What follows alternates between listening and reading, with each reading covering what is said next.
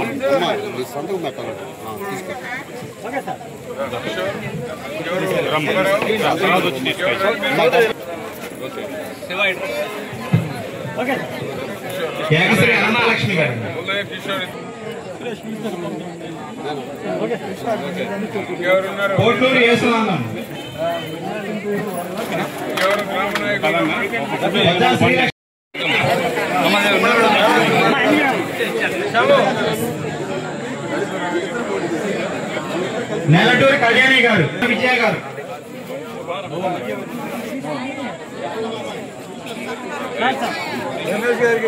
దేవరకొండ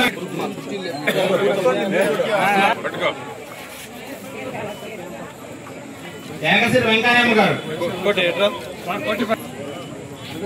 ఏలూరు శేషమ్మ గారు గారి యొక్క నాయకత్వంలో మోంతా తుఫాను ఎవరైతే దాని బాధితులు ఉన్నారో, ఎవరైతే పునరావాస కేంద్రాలకు వచ్చారో, అంతేకాకుండా ఇళ్లలోకి నీరు చేరి నిరాశ్రయులయ్యారో వాళ్ళందరినీ గుర్తించి ఈరోజు చిలకలూరిపేట నియోజకవర్గం పసుమూరు గ్రామంలో 205 మందికి 1000 రూపాయల చొప్పున, కుటుంబానికి 3000 రూపాయల చొప్పున, ఒకరుంటే 1000, కుటుంబంలో ముగ్గురుంటే 3000 రూపాయల చొప్పున ఈరోజు పంపిణీ చేయడం జరిగింది. దానికి తోడు 6 రకాలైనటువంటి తినడానికి కావాల్సినటువంటి బియ్యం, ఒక కుటుంబానికి ఏది అవసరం బియ్యం 25 కేజీలు, కేజీ పంచదార, కేజీ పామాయిలు, కేజీ కందిపప్పు, కేజీ ఉల్లిపాయలు, కేజీ బంగాళదుంప, 6 రకాలైనటువంటి వస్తువులు రాబోయేటువంటి 10-15 రోజులు సరిపడా ఈరోజు ఇవ్వటం జరుగుతుంది. ఆ విధంగా పనిచేసేటువంటి ప్రభుత్వం ఉంటే ఒక పక్క రైతులు నష్టపోయినటువంటి దానికి ఎన్యూమరేషన్ కూడా బిగినైపోయింది. 4 రోజుల్లో ముఖ్యమంత్రి గారు నివేదిక ఇవ్వమన్నారు. పనిచేసే ప్రభుత్వం ఉంటే ఏ విధంగా ఉంటుంది, యుద్ధ ప్రాతిపదికన అన్ని రకాల చర్యలు తీసుకోవడం జరుగుతూ ఉంది. పునరావాస కేంద్రంలో ఉండేటువంటి వారికి 3 పూట్ల భోజనాలు కూడా ఏర్పాటు చేయడం జరుగుతుంది. అన్ని రకాల సౌకర్యాలను ఏర్పాటు చేసి తిరిగి వారికి ఉండటానికి అవకాశం ఉన్నప్పుడే తిరిగి వారికి పంపించడం కూడా జరుగుతుంది. ఆ విధంగా పనిచేసే ప్రభుత్వం ఉంటే గత 5 ఏళ్లు ప్రభుత్వం నిర్లక్ష్యానికి గురి కాబడబట్టే ఈరోజు ఈ తుఫాన్లో పసుమర్రు ఎస్టీ కాలనీలో ఒక నీళ్లు వచ్చినా, చిలకలూరిపేట పట్టణంలో ఒక నీళ్లు వచ్చినా, పంట పొలాల్లో ఒక నీళ్లు వచ్చినా గత ప్రభుత్వం యొక్క నిర్లక్ష్యం, గత ప్రభుత్వం గాలికి వదిలేసిన పరిపాలనని, గత ప్రభుత్వం డ్రైన్స్ మొత్తాన్ని ఎక్కడ పట్టించుకోకపోవడం వల్లనే ఈ పరిస్థితులు ఉత్పన్నమైనాయి.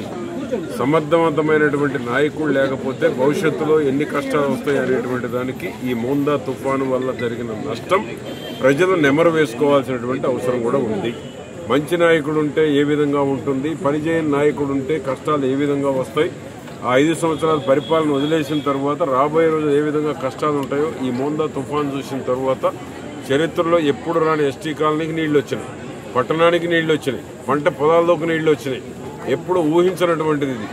కారణం ఏంటి? గత ప్రభుత్వం ఎక్కడ డ్రైన్స్ మరమ్మతు చేయకపోవటం, డ్రైన్స్ పూడికి తీయకపోవటం, డ్రైన్స్ ముళ్ళకంప కానీ ఆక్యుపై చేసినటువంటిది కానీ మేట వేసినవి కానీ తీయకపోవటం వల్లనే వాగుల్లో బారాల్సిన నీళ్లు పంట పొలాల్లోకి వచ్చి పట్టణంలోకి నీళ్లు రావడం జరిగింది. కాబట్టి ఇవన్నీ కూడా మేము రాబోయే వర్షాకాలంలో అన్ని కరెక్ట్ చేసి భవిష్యత్తులో ఈ పరిస్థితులు రాకుండా చర్యలు తీసుకోవడం జరుగుతుంది.